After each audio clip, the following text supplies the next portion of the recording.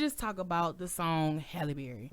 How did you even get on this track? I know I saw that you said you produced it in your bio on IG, right? Yeah, right. Yeah, so and then you just hopped on it, or like how'd it happen? Well, it was my record. I created it when I was going to PV in like 2008, 2007, late 2007. Yeah. And so once it got big and it got on the charts and we were touring with it, I had signed with some producers out of Dallas who, had a different idea for it, which I wasn't really 100% okay with. So once they told me the idea, it was going to be Hurricane Chris's song, it put a bitter taste in my mouth, but I was still thinking, okay, on a business level, there's nothing I could do about it anyway because I'm signed to these guys. Right. And so once they did the deal and they finalized everything, it was all okay. It was still cool. A lot of people really wasn't, rocking with it. Yeah. And I think it was only because they were trying to force it up on the people that it was Hurricane Chris's song from the beginning when they should have just let everybody know what it was. Wow. And so, so it was because, just to make a long story short, I think it kind of scarred a lot of people. So for me, I got the accomplishments, of it, because I was just told the other day that it's a platinum selling record now. Really? Because of the million ringtones that it sold. Wow. Yeah. So after 10 years, they're just telling me that. So it's just like, with that whole situation, man, it's so long. It needs a documentary, which we are working on. Good. But yeah, I learned from the business early. Man, I learned about it early. Like at that point they had to put some kind of peg in you, like, oh, do I really want to do this? You know what I'm saying? Yeah. It is what it is, though. I think you learn in the beginning, and then you elevate from there. Right. So what lesson did you personally learn in the business at that time that helps you now in the future? Man, I'm gonna tell you, really just handling a lot of the stuff that you can handle on your own. Do that, because that's the only way that you'll know what's really going on. Right. And have a foundation. I didn't have a foundation. I didn't even have a fan base. So, I had gained 1 million fans from Halle Berry, but then when Halle Berry became old, I lost 1 million fans. They were gone. Exactly. So, it was kind of like I had to rebuild from ground up. Man. While I had kids along the way. Yeah. So, having to be a father and having to take on that father role while you're gone all the time. And so it was crazy, man.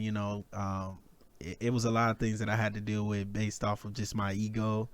Having to get a job now. Right. And you just was on BET. BET is on there. You were the one that's a good part. Yeah. So, with just that alone, it's kind of like the growth was I'm so, territorial now. It's kind of like I don't let people in. Right. And then the people I do let in, I take care of them. I make sure, that they're taking care of me.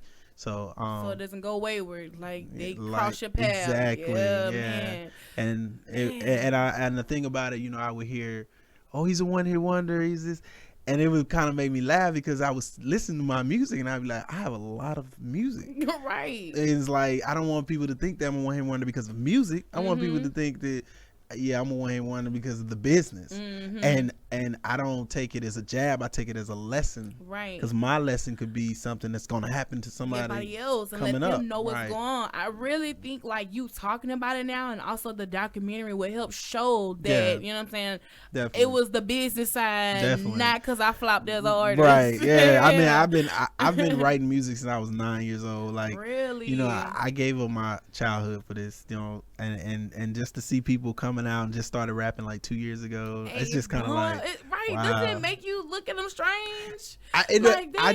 For me, it's just kind of like, okay, you just started rapping, okay, you got hot because of social media, okay, but how are you going to continue this? Do you have how are you going to, do you have the formula? I don't see that with a lot of artists. I don't see I see the people that's hot right now, they're going to be hot right now, and 5-10 years later down the line, it's just not going to be. And I think a lot of artists. And I think that's the problem that we're gonna have. It's gonna be so many artists that aren't gonna be remembered 5 years from now. So it's kind of like, it's sad, but me being that person that can step back and look at everybody work, and then it's like, damn, that's all y'all can do. Right. And it's kind of like, it's not I don't look at it as being like a cocky thing or anything. It's kind of like because I don't say it. I just keep it to myself. Real. But it's kind of like, I know where I can go. Exactly. Kind of like your motivation in a way. Exactly. Because I was like, man, I'm kind of better than that. Right. You don't say that, but you just, So it's just, it's just like you said, it's motivation, it's fuel, and prayer and.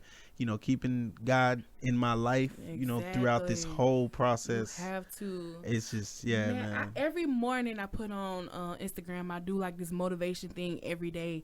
And like, every day it's kind of been about the journey. You know what I'm saying? Because if you don't believe in that journey, the greatness on the other side means nothing. Nothing at all. Yeah. Nothing at all. Because people always want it quick. No. Trust that process. Yeah. You gotta go through it. I think that's what another issue with, my whole situation is I didn't go through it. I went straight from, it buzzing in the streets or buzzing, just for a little while. And then it went straight to radio, straight to Hollywood. Right.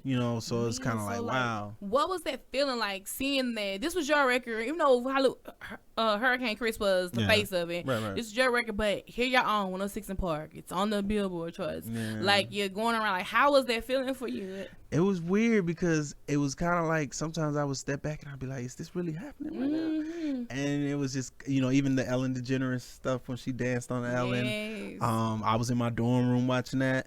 Right. I was walking around college campus when it was number 1 on 106 in Park. So I would, I was signing autographs at school, going to class. So it was like, that's why I was like, it's so much that's going to go into the documentary. Right. It's just going to be like, wow, this shit really happened. So, but it's just, it was so surreal for me. I was just like, man, okay. And I feel like, it was a lot of parts of the way I was living at that time. I had realized now that, God had given me that stuff. He just pushed it right in my face. Just to see how I would handle it, and I didn't handle it well. Man, God does it all the time. And so once he pushed it all in my face at one time, he did the exact opposite and snatched it all away from me at the same time, like all of it, not just bits and pieces. He took it all away. It was like, woof, in one swipe. Yeah. And that's what he did, and that's the lesson I learned from it. I was like, man, I had a ball, but I learned my lesson. Yeah, of course. I learned my lesson. So, like, you were saying, like, you had to get a real job after all of this. And what was, like, people's reaction when they see you working this job? I've had several encounters. I used to work at the zoo, and it was this girl. I went to school with her. Yeah. And she seen me, and she had turned around. I guess she had told her whole family who she was at the zoo with, that who know who I was. Right. And they turned around, and they just said my name. They said my artist name, Svpa. Right. And so I had to turn around, like, and so they looked, and they was like, "You the one that did the Halle Berry?" I said, "Yeah." They was like, "Man, that was some good shit," and they just kept going. Kept it going. Yeah. So I was just like, "Wow, this is crazy." And people at my job, when they find out, it was just be surreal to them as well. So like they can't believe he's sitting in here. Right, like, why are you sitting in here? You're working here. That's so good. And I have to just work around it. I'm still striving for a goal. Of course, it don't stop. It don't stop for no circumstance. Man, so was it true that Halle Berry tried to sue y'all for this record? Well, the record company at the time, they got scared when it started becoming a really big record. Right. They did get scared for a moment, so they made us go back in and record a section of the song without her name all the way. And but her response was the Ellen DeGeneres show, so it was kind of like, oh, okay, yes. we good now, we cool. Yeah, but it was just a premature scare. It was nothing. Oh, okay. Yeah, it wasn't the actual. It's so many rumors about that song, man. It's just, I've heard the craziest rumor I've heard. That was my next question. Like, what is dispel them? What's the craziest thing you heard about this record? Oh gosh, look, the craziest thing I've heard about this record is that I sold it for $10,000. What? and a Mercedes Benz. And they put you out there, and a couple of bottles of Hennessy, and I said, "What? Like, where y'all getting this information from?" Goodness. And it was crazy. What was more interesting was the fact that I had a rumor out about that. Like, it was kind of like, okay, it was kind of funny to me. Yes. I think of that type of stuff is, funny. Like, oh, they're talking about me, But I mean, yeah, like I said, it was just another lesson learned. Right. I learned a lot. Yeah. So, what have you been up to musically since that moment? Well, unfortunately, it's had me traveling. I've, dealt with the aftermath of it, as far as the legal things. After I got everything back in my corner, won all my legal cases and everything. Right. I kind of just started working on, like I said, rebuilding my career. I changed my name, changed the hairstyle. I see. I'd say, high top. I mean, I had a fade. Right. Yeah. So, I mean, it was just, I just changed everything, man. Yeah. I'm back in the gym trying to, get my image back, the way I want it. So, it's just a lot of just construction going on. Then, of course, along the way, during the process, I've just been putting music out. Like, the whole time, I was still putting music out, like shooting videos. I've shot, a couple of videos throughout the years and put out a couple of projects. Just bounced around, traveled. I toured overseas. Really? To wow. Korea. Yeah. So it's taken me places.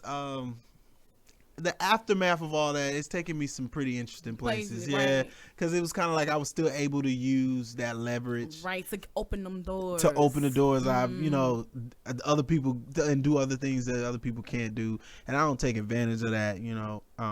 When I meet with labels and when I, do all that other crazy stuff, right? So, do you still get residuals from the record, or I just got paid? I just got paid. All right. Yeah, I mean, like, to be honest, it's not a whole lot, but it didn't pay the rent a couple times, so that's a blessing. But I mean, it's just. Yeah, so how's your relationship with Hurricane Chris? We talk on and off. We was actually supposed to do another record together, because that's one thing we wanted to get understood is that we don't have a problem. Yeah. Right. and I think a lot of people, they try to, make that what it was. Yeah. And so I was just like, nah. The only way to squash that is do another record, but we just never crossed paths again to get it accomplished. But it'll happen. It'll happen. Because you're working on music. He's working on music as well. So of course those paths will. Yeah. Shout out Kane too, man. Shout out my boy Kane. So you're a producer as well, not just rapping. Right. So who else have you produced for besides yourself? Just locals. I haven't did nobody like big. I think I did do a record with the Saint Lunatics back in the day when they was trying to make a comeback. Oh, word? I think they had the record just was a regional type of record for them in the Midwest, but other than that, I've just produced for up and coming artists. Nobody big. I usually just produce for myself. So I had a little Kanye moment going on for me. Right. Yeah. See, that's like Kanye and Creed. People like that. They like just produce for themselves. I'm gonna produce my own stuff. Yeah, and I had to get out of that mode because I was like, I was keeping all the good beats and sending all the mediocre beats to other people. So I was like, man, okay, hold on. Let me make my money. Yeah, exactly. Yeah. So it was cool though. It was cool. So when you're thinking of like producing a beat, like what goes through your mind? What path do you take to put something together? Well, for me, a lot of people think of my style as kind of interesting because when I tell them like, I kind of make the beat around a song, or as the other way around. I kind of make, sometimes I'll have a song in my head and I'll make the beat. Or sometimes I have a beat in my head and I'll write the song. But when I'm making a beat, it'll usually be based off of a song in my head or a tune in my head that I'll be, playing, and then I'll just start making the beat. Right. But yeah, I mean, like I said, I started. Only reason I started producing was I started producing at 13, and the only reason I started was I needed beats because I was trying to rap. Right. Yeah. And so I knew this guy. He was I guess you could say he was a well-off producer at that time. He was local, and he had charged me $5,000 for a beat. Ooh. At 13 years old, I wouldn't even go ask my mom what kind of money that is. You know what I'm saying? Or where I would get that from. So I said, man, forget it. I'll just rap on instrumentals. Yeah. And then my brother had brought in Fruity Loops. That's the time it just came out. Right. It was like Fruity Loops 3. Yeah. And I had started playing on it. I started making all kind of racket. And then as I kept messing with it, I got good at it. So I was just like, okay, now I got my beats. Yes. So I would start making my own beats. And it went from there. Right. So you started creating your own sound. Oh, that's ridiculous. You know, you come to this person thinking, you know, oh, maybe $300, $400 top, but he wanted 5 rakes off the dope. Yeah, he was, and he was just charging that much, like, you know, and I mean, I was just like, okay, maybe I'm talking to the wrong person. And see, like me, when I think of those things, like, you just depend on the person they come to, because it could be a relationship that you could build that could benefit both parties, but instead you're thinking about right now money. Yeah. What about money down the line? Right. Like, that residual check that can continue to come in. You know, that's the beauty of the music industry. It's kind of like when you really making those records, you could just be chilling, go check the mail, and got $190,000 sitting there right there from royalties that some stuff you did last year. Exactly. It has racked up and collected, and now you know, wow, okay, you know what I'm saying? So that's the beauty of it. Just like, you know, for me, I didn't even know I was supposed to get paid recently, and here it's just bam, it popped in my account, and I'm like, what? Okay, cool, yeah. So yeah, right. So, you know, it's interesting. I love it. I love that. So, like, who are some of the producers that inspire you now that you know think are hot? Ooh, producers that inspire me now. Metro. Metro's definitely dope. Yeah, he's killing the game right now too. Metro 40. 40's dope. Of course, your old schools like your Pharrells, your Timbalands, they still rocking. They still relevant as well too. But, you know, I'm also like a songwriter too. So I have a lot of favorite songwriters. The Dream, he's one of my favorite songwriters of all time. People sleep on the Dream so much. The Dream, R. Kelly, you know, they are just amazing songwriters. I go look up like stuff that they've done. Neo, I go look up stuff that they've done. It's amazing. I'm like, he wrote that song, you know. So it's kind of like when it hits you, like, what? So yeah, it's cool, like, you know. And it's just, that's another, you know, thing that, you know, that's something I feel like I'm better at than even making beats, is writing songs, because like I said, I did that before I started making beats. Yeah, of course. So I'm a good writer. You know, I've been told that numerous amount of times. People don't understand, like, you get money from that too. Man, you get more money. So much stuff behind the scenes in industry. You'll get your check, but you just have to make sure that you use your talents and use them wisely. You know? Yeah. Well, I can tell you this, like, they make just about the same amount, or if not, if producers probably get more, but but it's still there. It's still there. You seeking that for the rest of your life, right? So I mean, not only do you do the beats, produce the beats, the songwrite, you know, you killer with the bars, because I checked out this Celine cipher, okay, and I was like, oh snap, the bars. I think. Man, you know, it's funny because it was night and day from the Halle Berry song, you know what I'm saying? And you know what's funny is that was the music that I do. That's the music that I've been doing from the beginning of time. Right. Halle Berry and that whole boogie movement was just a specific time period in where we just wanted to simplify the bars or the lyricism that we were trying to do, because I really wasn't saying that on the song either. But it was so hard to, I guess, simplify and come up with a simple song to make a hit. Right. I see what, you know,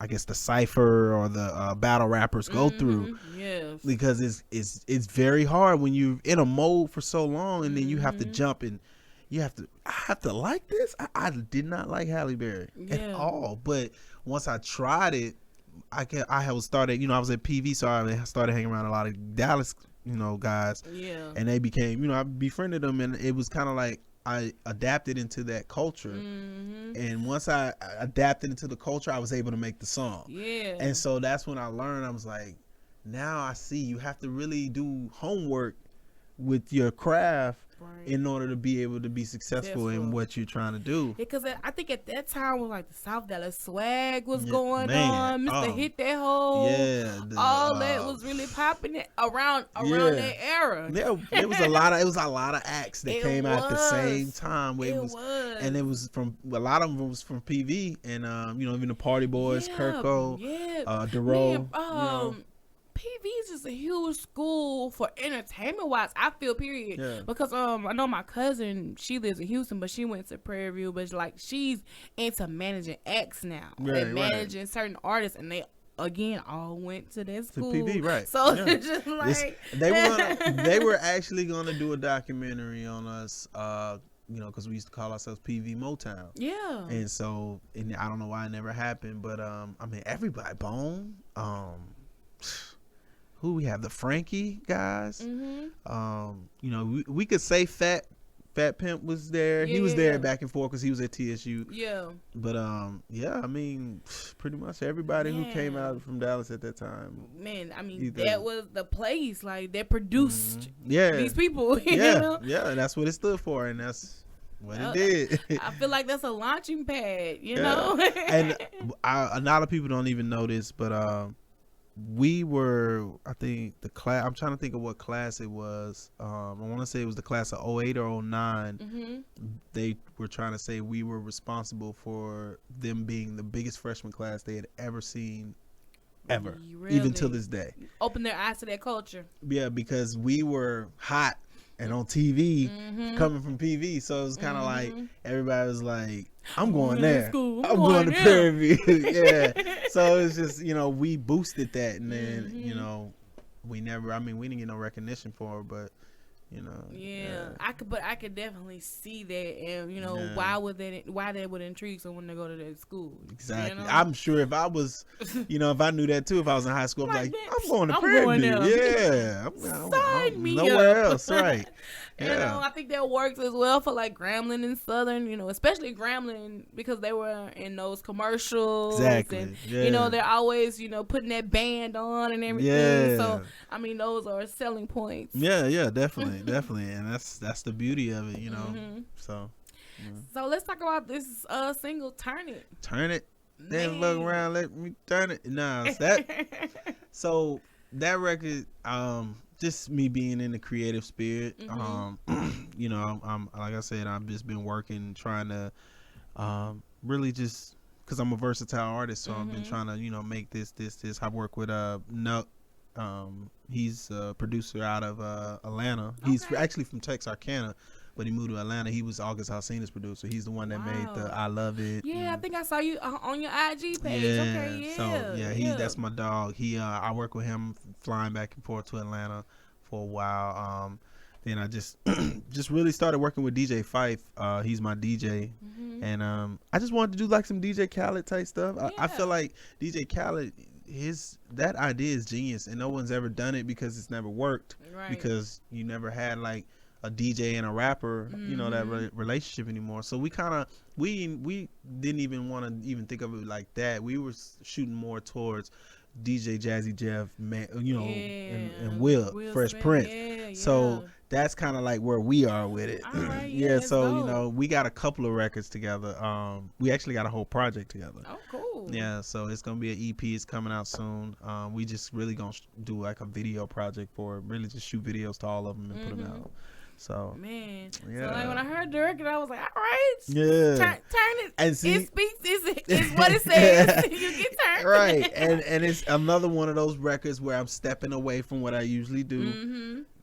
Same thing I did with Halle Berry, and it seems like every time I do that and I perfect it, it goes somewhere. And this record's been playing. But I think it's that attention getter. Once you get that attention, and then they see what else you got, they're not gonna go anywhere this time. You're gonna get those millions of fans. That's what I'm shooting for. And I feel like that's what I didn't do last time. I didn't show them enough. Yeah. But I really, when I talk to other people, it's kind of like, they feel like, well, there wasn't a platform for you to show it, because Halle Berry really dropped right before it reached its peak right before social media. Yeah, it really 09, 2010 is when everybody got on Twitter. We were still on MySpace, and it was probably like a MySpace song or someone's MySpace page, but Twitter, Instagram, Facebook, all that wasn't popping. Snapchat, all that wasn't. Twitter had just gotten popping in 2010. Yeah, because 09 it was created, I believe, but nobody was still on it. Yeah, it was only celebrities at the time. Right. Because that's the only reason why I remember me joining in. I was like, oh my God, my favorite celebrity is talking up here. Let me sign up. Right. That's the only reason people sign up. Like, dang, I can talk to them. Right. They're gonna respond back. Oh snap. And that's when I was talking to my guy. He said that's what really kind of hurt the whole celebrity effect people would get, because back in the day I would even look at videos of who was that we was looking at? I think it was Bow Wow. When they used to throw him in the side of the window of the car from the screaming girls. It's just like that would never happen again. No, because the people feel like they're already close to you. Yep, I already have access to you. Yeah, they don't need to be like overly dramatic when they see you. They're gonna still be dramatic. Yeah, they will be like, oh my God, but it's not gonna be like, I gotta have you. Like, come here. The Michael Jackson effect. Exactly. Yeah. People were crying in Michael Jackson's concerts. And I don't see that happening today. I see more so they're just gonna Snapchat it and put it. I'm here. I'm right here. So it's different. It's definitely different. But it's cool. Still, I love it. Yeah. And what's crazy, like you get people who talk about certain things. Like for instance, when everybody was going crazy about Wayne's Carter album, and then Wayne being done wrong by Cash Money, and then Turk was like, well, where is this uproar for me and Juvie Manufactured? I was like, bro, social media wasn't even popping then when you got messed over by Birdman. And that's the thing. That's what sucks. Like time, it can pass you up, and that's really pretty much what it kind of did to us. But we were able to recalculate, resurface, get a lot of that information, still put it back out. Just to let the people know. Oh, okay. Yeah, and learn to use it to your advantage. A lot of up and coming artists don't use social media to their advantage. They'll be on there and they just give it to their friends, and that's it. But it can go further. It can. If you learn to work it. You got to. You got to, and because that's like the number one. When you see Pepsi using Instagram, when you see Subway using Twitter, man, come on. Why are you not on there? Exactly. And then they're engaging with AT&T. I know one day I complained about my service with AT&T. They were in my mentions immediately. How can we help you fix this? Come to the DM with us. I'm like, hey. Yeah, you got Sonic retweeting people. Right. That's cool, man. And everybody riding their wave of what's going, like what's hot. They'll chime in on something. It's cool. It's cool. It's interactive. Cool. Yeah. So, like, talking about social media right now, of course, I'm going to ask you about some of the hot topics. What do you think about Kevin Hart's situation right now? Man. Oh my gosh, Kevin Hart. Man, I didn't even get to see the video. Man, I watched the video and I was like, wait a minute, like you can't see anything, but you definitely hear what's going on, and you're just like, oh snap, what Kevin Hart? And it's him and it's two chicks. It's not just the girl that come forward. Oh, wow. It's two chicks.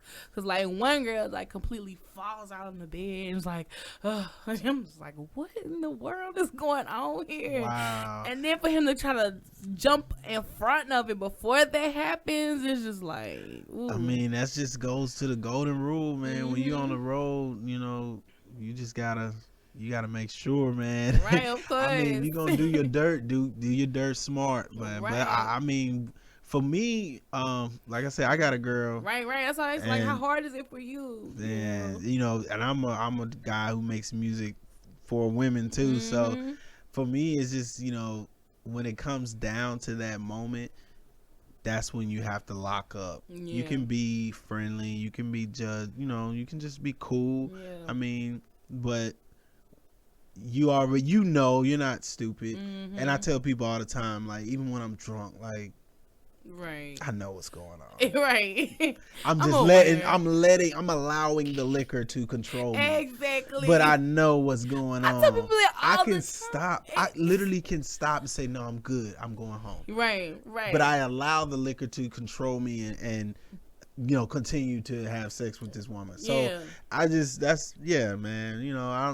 You just gotta. I mean, with social media, and like it's like that alone for me, right, killed the game. Oh, like, it did. if you wanna fuck around, you can't do it no more unless you just a guy. Even if you're a guy who's not on social media, like right, or it's like you got a no phone policy or something. Or y'all both doing it together, like the side chick thing. So it's I mean, that's the only way, but.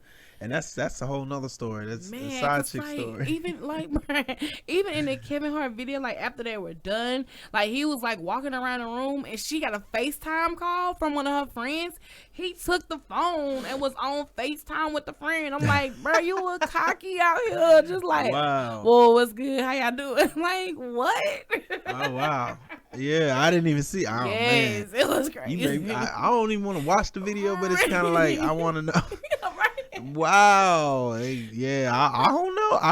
My comment on that whole situation is just, you gotta lock it up, bro. Like, you are a public figure. You're not even just an ordinary celebrity. Like, you're a very big celebrity. You've done movies with some of the top. The Rock? Exactly. Like, you gotta tighten up, bro. You gotta tighten up, man. Like, I feel like when it comes to a certain part for a man, especially as a celebrity,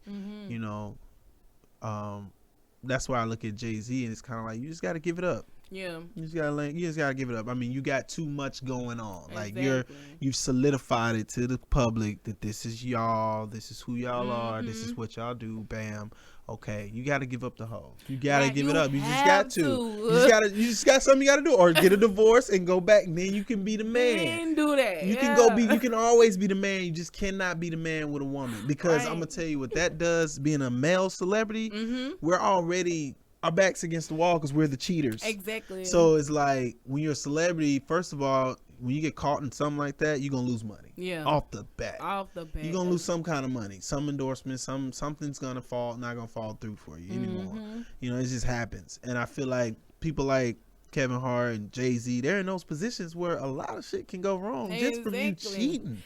And for Jay-Z to even be open about it right now, right? Knowing he learned that lesson. Exactly, but you see how it was presented. Yeah. I feel like if Jay-Z was with another woman, that wouldn't happen. He would probably got exposed years ago. Yeah. But he's with a level-headed woman. He realized it though. He was like, this is bigger than me. Right. Beyonce and Jay-Z is bigger than Jay-Z. Right. So it's kind of like, I can't fuck around no more. I gotta hang it up, because I'm gonna lose money.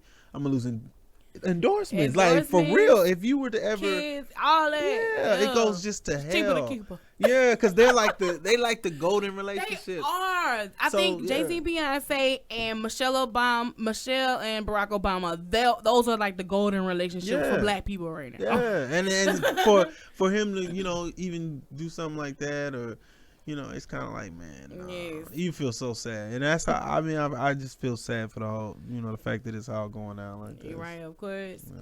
So what do you think about Cardi B right now? She Bodak Yellow, number one. I love her. Hasn't been done in 19 years. Man, look, I freaking love Cardi B. Yes, do your thing, shawty.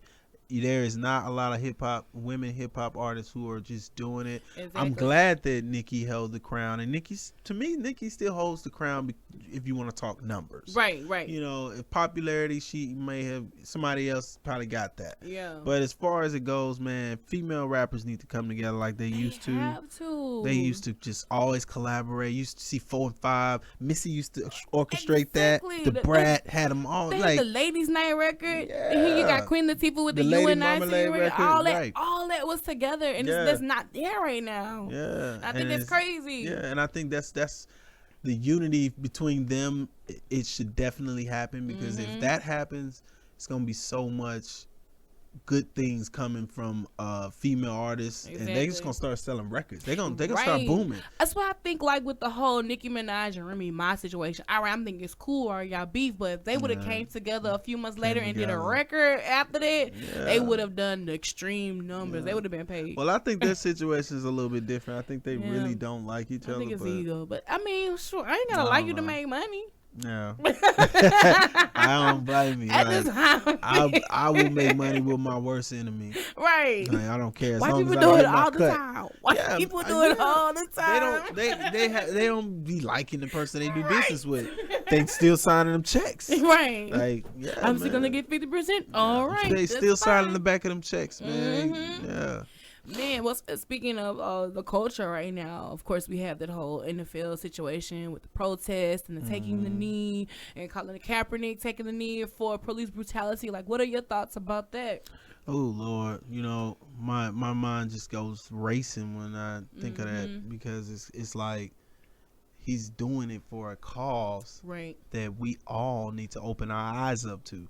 Right. So if you're saying as a president that we need to stop doing something for a cause that we all need to open our eyes up to, you're not even being open-minded to the comments that you're making. Exactly. Because it's kind of it bothered me a lot when he had said locking arms is good. Yeah. You know, it kind of like, are you trying to patronize us? Right. Like, and this isn't even about the flag. This is about something totally different. So you just totally ignored what this is about just to bring attention to the flag. Yes. So now the fact that it's attention's on the flag, we're not even thinking about why we're doing in the first place. And that's why I try to make sure to let everyone know. Let's get to the real reason of why this is happening, because you get lost in it. Yeah, you know, you get lost in it. And eventually, you know, I mean, it's sad to say, but just like Trayvon Martin and everything else that goes on social media, the kneelings one day is gonna stop. It'll disappear, and it'll just keep going. And that's sad, and nothing's gonna be resolved from it. Yeah. So, like, with you being from Dallas, what do you thought about the Dallas Cowboys? Oh man, we kneeled before the anthem, but we still.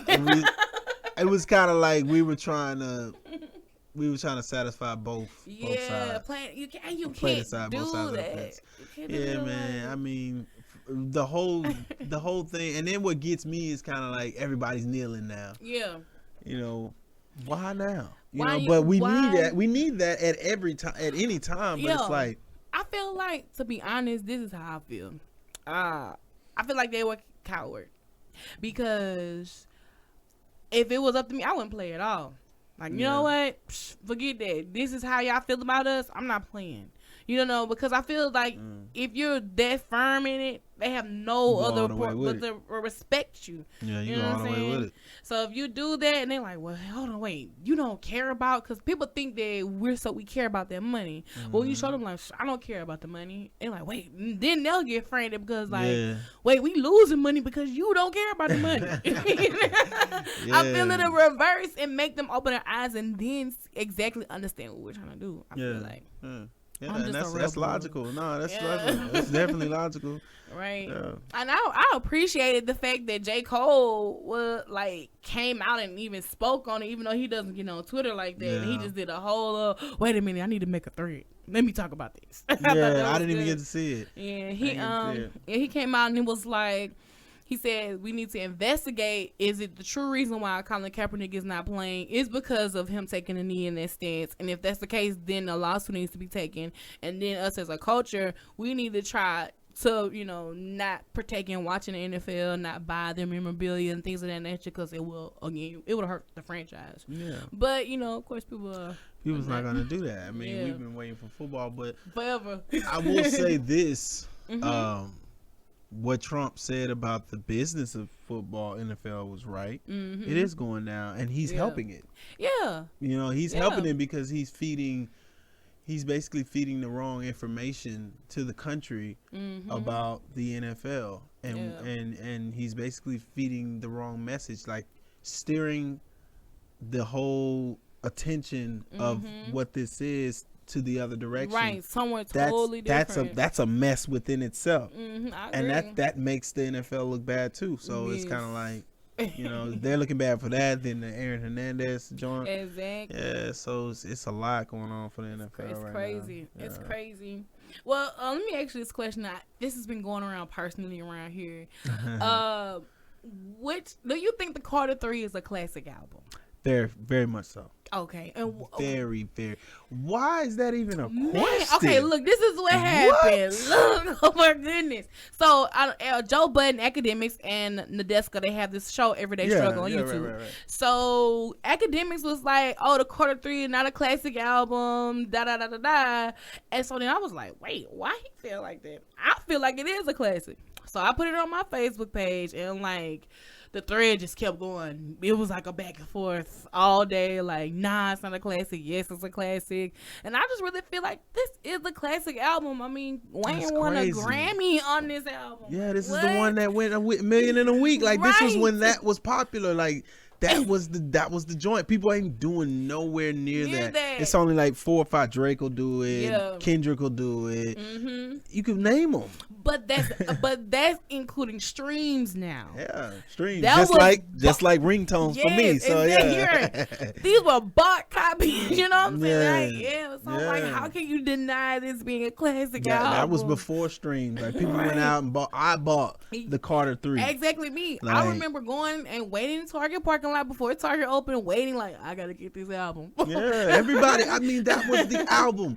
I remember them promoting it on TV, and it was just the biggest thing on TV. The commercial was so intriguing. Lil Wayne's finna drop the Carter 3. It was big, and then I actually we did the Summer Jam that year. That's the year that Halle Berry just popped. That surely was. We did the Summer Jam in Dallas that year, and we performed. Oh, wow. And that was crazy because that was a story behind that. We drove up to Dallas. Really? Sat outside the front, and we noticed the DJ from 97.9, and he was like, y'all want to perform?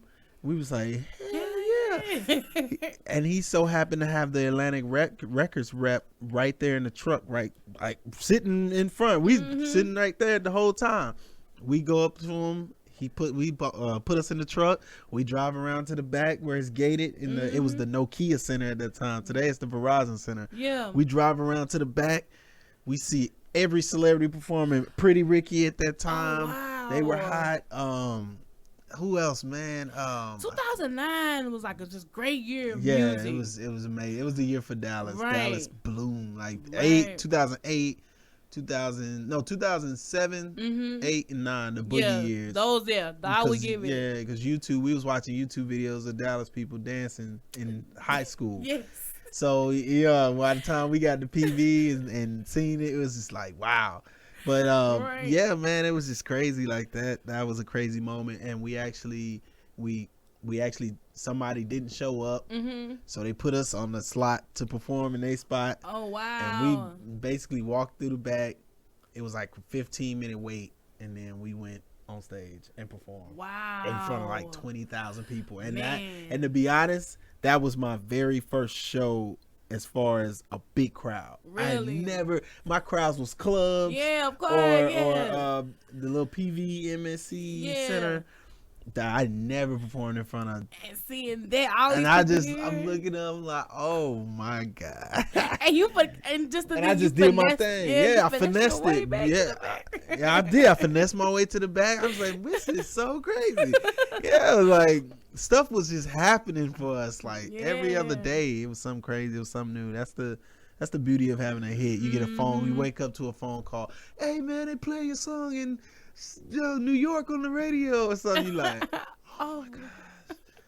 It's crazy. But we're gonna get back there though. Definitely. I mean, like that thought is like right here in my mind. Right in the front. And even with I know if you go check out my IG, it's a couple of videos on there where I'm hearing, my turn it on the radio, and K104 it's surreal at that moment because it's like, dang, I don't want to say I'm back, but I got something towards, going towards where I was at. Exactly. So it's just like, man, you don't even know how to feel. And the one thing that stuck with me the most is this guy. He told me, he just said it real simple and short, and it just meant so freaking much because it's going on right now.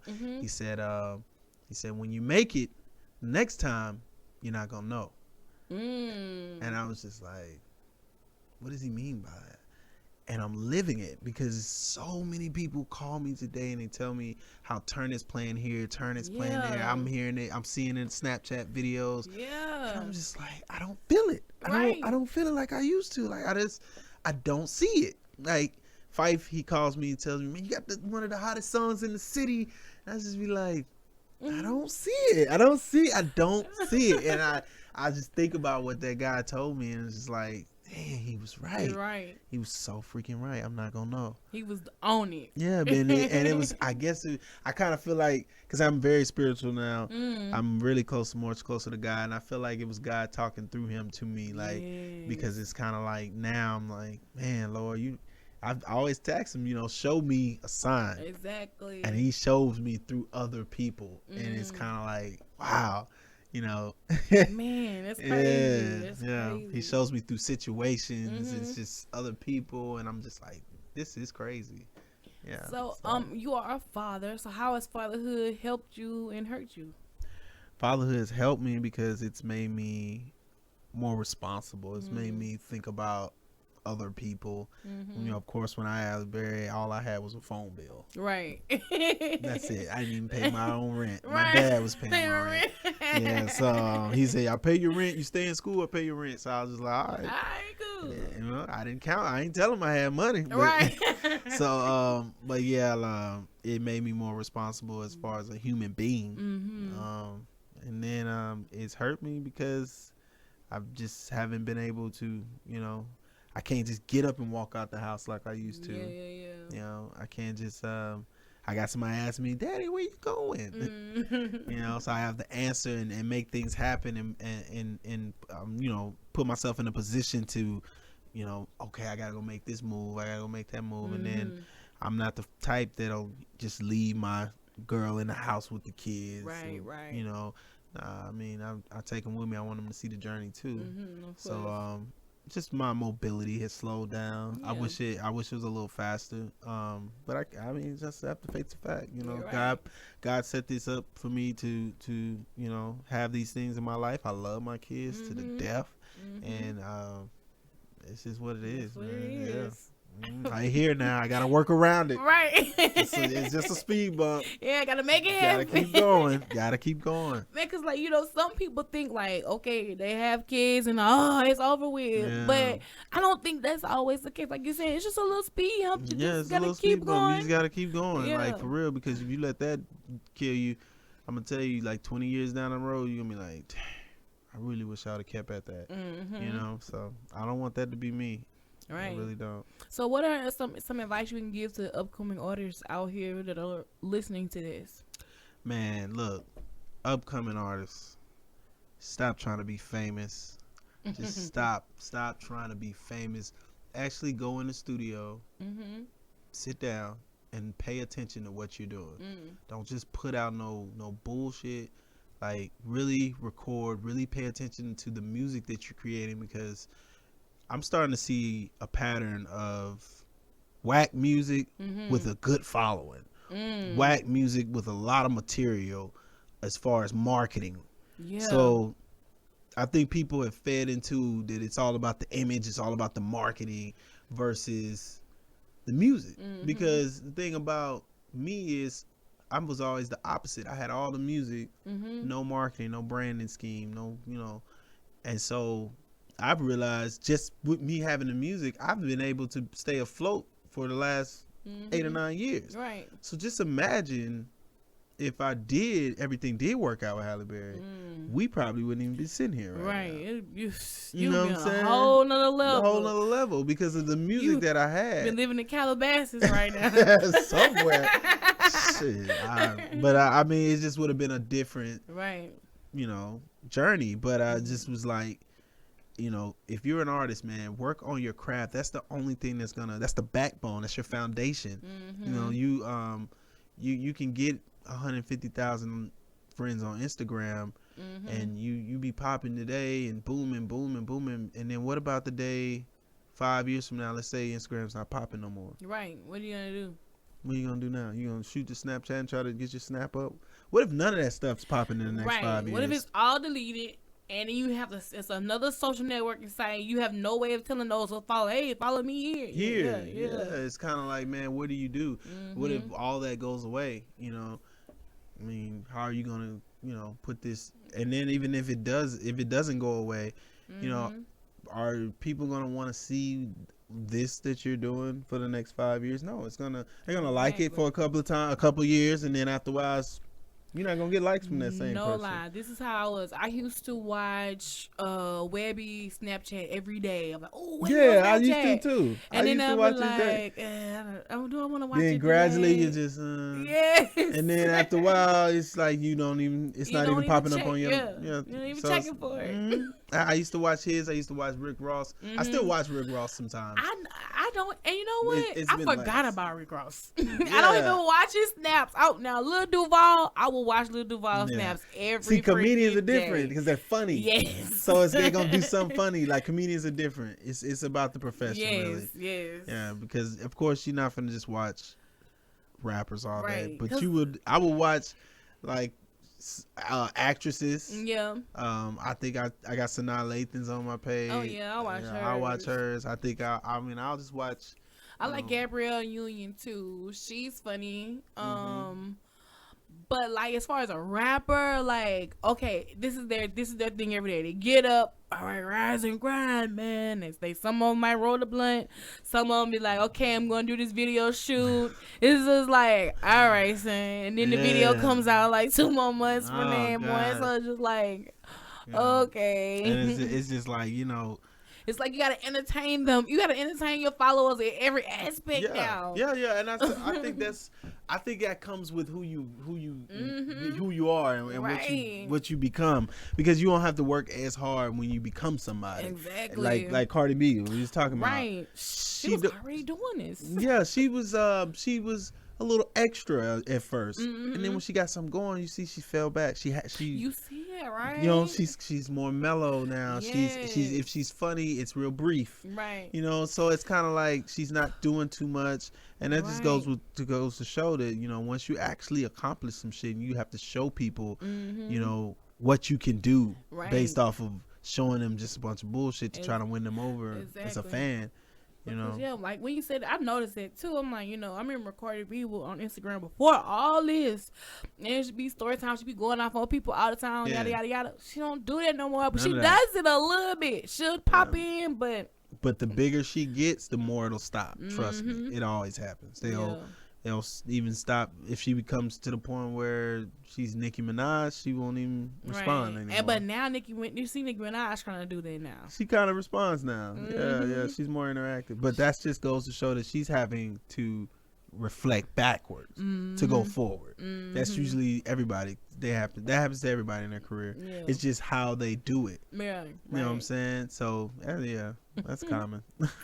Man, this is a great conversation. It was, more than an interview. It's a conversation. Yeah, that's how I kind of like my interviews. I kind of like them like a conversation, you know, back and forth. I like to connect with who I'm sitting down with. Yeah. You know, some people you don't get that from they come in. All right, this is what I want to talk about. Like, like every interview, even from the beginning of time, I've never told anybody. I say, run it. Yeah. Like they be like, you don't want to talk. You want to talk about Halle Berry? I'd be like, run it. Yeah. Just let's go. I will say anything. I'm not scared of anybody. All right, come on. It's fine. Well, let them know how they can find you on social media. Man, y'all can definitely find me on official SVPA. That's at official SVPA on IG and Twitter. And then on my Snapchat is Superstar1, and that's SUPASTAAR, the number 1. Just look me up. I got all my SoundCloud, my iTunes information. You can go on iTunes. I'm on Spotify, Google, whichever, man. Just Google me SVPA, and you might just think of it as a, you know, acronym or whatever, but it's actually super. It's just I just use the V for a U. It's pretty dope. It's tatted on my arm, so so you know, it's just something I just came up with, man. Just starting over, new beginning. So check me out. I'm on everything. All right, man. You heard it here first. Coming up next week after the single, turn it on B102 Jams. Ow.